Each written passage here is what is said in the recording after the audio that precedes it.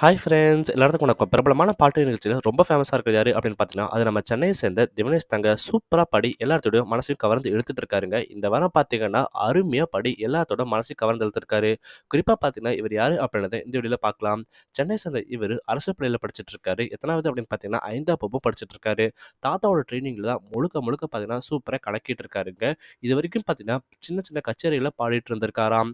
திடீர்னு பார்த்தீங்கன்னா, சரிகம பல செலக்ட் ஆகி வேற லெவல்ல கிட்டத்தட்ட அதிக ரசிகர்கள வச்சிருக்காருங்க நம்ம திவினேஷ்.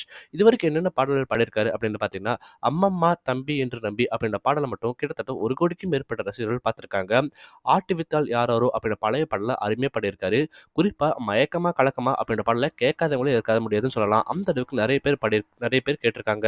மேலும் "மலர்ந்தும் மலராத பாதி மலர் போல" அப்படின்ற பாடல் இதுவரைக்கும் பார்த்தீங்கன்னா, சமூக வலைதளத்தில அதிக ரசிகர்கள் பார்த்துருக்காங்க.